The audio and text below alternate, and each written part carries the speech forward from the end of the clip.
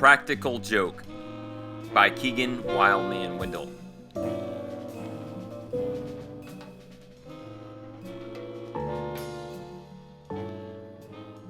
Sivan 1, May 31st, 5782, 2022, 7:24 p.m.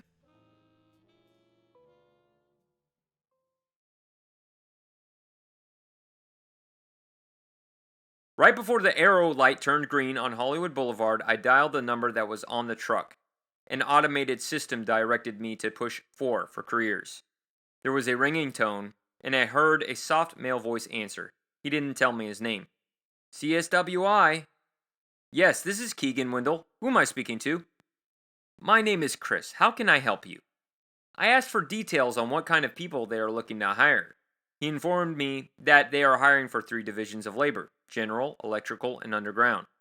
The company has been specializing in fiber optics since 1997.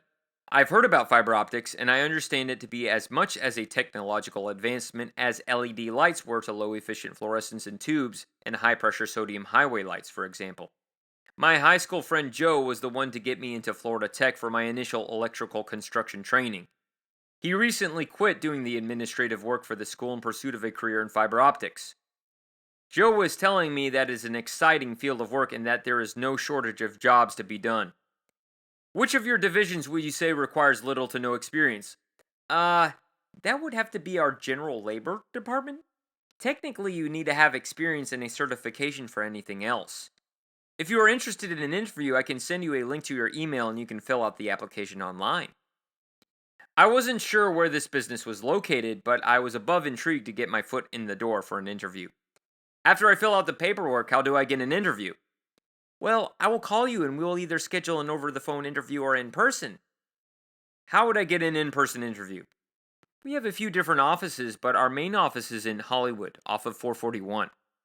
I smirked and said, I live here in Hollywood. It turned out the office is less than 10 minutes from my house. I was hoping for something close by. Gas is killing today. I wished Chris well and told him I will be looking for his email and filling it out right away, and that I was already just about to be home to do so. At the house, I got online and filled it all out. I did that too. One of the questions in the field was, why should we hire you? I love that. I wrote something like this. Why should you hire me?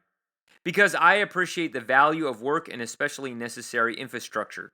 I believe in a good day's work for a good day's pay. Instead of sitting on my rear all day and collecting a welfare check and stuffing myself with potato chips, I am interested in making a real lasting difference in the world around me by virtue of manual labor within the fiber optic industry. I believe this technology will carry us forward toward a brighter future. That same day, within an hour of submission on Wednesday afternoon, Chris wrote back saying that they liked what I wrote and would be willing to interview me on Friday the next day at 1 p.m.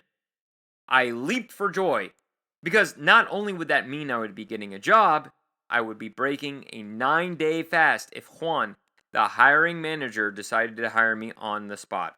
I thought the odds were great.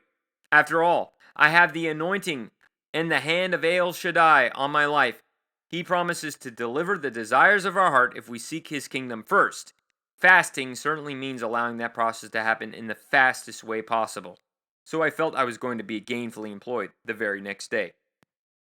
I was about to head out for my interview when I received a call from Chris telling me that instead of writing an email, he wished to speak to me over the phone. I acknowledged the thoughtful action on his end. Juan got called out. We are going to have to reschedule for next Tuesday at 8 a.m. Is that okay? I was thinking, okay, so the battle isn't over yet. I toughed out a response from the wells of my inner spiritual man, the son of Elohim, and said, no worries. As you said, Chris, in this current day, there is a real great need for your people, and sometimes they get called off in emergencies spur of the moment. Going out on emergencies was something I had to consider. I already prepared the way I would handle this as a Torah-observant follower of Yeshua. One of the aspects of being a preparer of the way of the kingdom of heaven is observing the laws such as the most frequent appointed time of the week, Shabbat. There will arise an issue that is invariable during the interview. They are probably not going to like my religious obligation of keeping a 24-hour consecrated section of the week when they need me on a whim. I had prepared a response for when they asked me if I would be willing to work weekends. Even though I wasn't scheduled to come in for an interview, I decided I would figure out how to drive to the CWSI office from my house. That Friday, Chris had sent me additional paperwork to print and fill out. I had all the documents filled out and signed and neatly laid in a beige folder. I was expecting to pop in on Chris. I was eager to meet him. After so many rough interviews with people that hate their own lives, Chris was a real vibrant breath of fresh air. I found the location by first looking it up from my computer. A few months back, I decided to get rid of my smartphone because the way I started to see things shift around me, I saw that the smartphone is loaded with software meant to replace functions your brain normally does. The smart technology is becoming implanted in almost every aspect of the individual's reality to the point they forget how to do normal brain things that are built into them by God. It's the frog in the boiling water concept. To me, the world is filled with mad scientists. Some good, but there are definitely some that are pure evil. If history repeats, it will repeat the same way it always does. When people are encouraged to not think too hard and are enmeshed in a world of superficiality, they miss the universe for the stars. I had the grid pretty much memorized. It wasn't complicated. The CWSI building was on the street of some lackluster residential neighborhood off of 441. Down the path behind a gate was the warehouse and some of the trucks with the company logo. There weren't many of them there because it was the middle of the day. I walked to the front door of the office. There was a rectangular covering above the entry with two thin owl statues standing vigil on the corners of the platform. I walked into a nice, cool, air-controlled office. There was a reception area with a bar for writing on papers with chairs, and to the right was an open threshold into an open area with many cubicles, blueprints, and maps pinned to walls and filing cabinets. No one was home. I stood for a while because I thought I heard people talking, maybe approaching the front, but they never seemed to come any closer. There was a sign that had a mask, and if you wanted to go through the office area, you needed to check your temperature. There was an automatic germicide dispenser. I put my hand under it, and while dispensing the gel, it gave me my body temp, 96 degrees. I imagined coming here every day to ride out with the crew. The thought felt good. All the way to my right was a glass conference room, similar to the one I went into Coral Springs with Andrew, the moving company hiring manager. I waited for a little while longer. Maybe Chris was on a lunch break. Then I saw a bell on the bar, and I rang to notify someone that I was here. I pressed my hand on the bell, and from the left hallway came out a man from the lunchroom. His name was Lou. He was Hispanic, and in his late 50s. We had a warm conversation. I got to know more about the company, and that Chris, the pleasant voice I had first spoken to on the phone, is actually the owner's son. Tracy is the owner's name. Lou told me that most guys that worked here have been here since the beginning, back in 1997. It was impressive, and I could rationalize it based on how comforting Lou was as a person. Construction workers normally tend to be a bit standoffish when you meet them for the first time, especially if you have a bit of a green look to you. Maybe I don't look green anymore. When I first started, I had a fat round basketball head and a beer belly, not to mention hair down to my ears. He told me that Chris wasn't in, but that I could speak to David. He was the guy who was in charge of Juan, the person scheduled to interview me. He told me to wait, and he called once, but David did not pick up. Then we exchanged some more banter for a little bit. Then he tried again, and then David answered. He asked him to come out and meet me, and a few moments later, a big mid-50s Cuban guy came out wearing the Big Boss off-tan blue-collar button-down shirt. He addressed me while grabbing a couple of paper masks out of a container and grabbing some hand sanitizer. Nice to meet you. Come over here. What's your temperature? Good.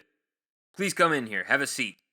We sat down in the conference room, and I handed him my written application and printed resume. He told me about the company as the TV monitor at the front room facing the table displayed some slides from the front page of the CWSI website. On one of the slides stood a man with his foot down on the first step of an excavator, looking up at a man sitting down.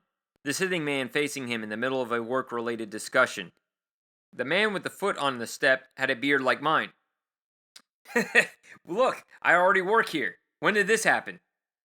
David smiled brightly through his mask. He asked me about my experience, and I related to him much of the same incidents that happened during my brief tenure at Hinterland Group, as well as previous experiences that were beneficial to me becoming the hard worker I am today. Are you available to work weekends? Sir, I'm a follower of Jesus. I live my life according to the Bible, so I'm going to need help keeping a religious obligation. Now I'm available to work Sunday to Friday sunset, but I need to have at least 24 hours of time off, which would be Friday sunset to Saturday sunset. I will be available during those times, even starting as early as Saturday night. He looked sad. Well, that's the thing. We really need people to be able to have a more flexible schedule. There are a lot of emergency things that pop up all the time. I was already prepared for this rejoinder. So, in this case, I figured out a way to still be able to help. How about any time I'm working during Friday sunset to Saturday sunset, I will forfeit my paycheck? Hey, that'd be great for us, but legally we can't do that. His eyes were sympathetic and searching.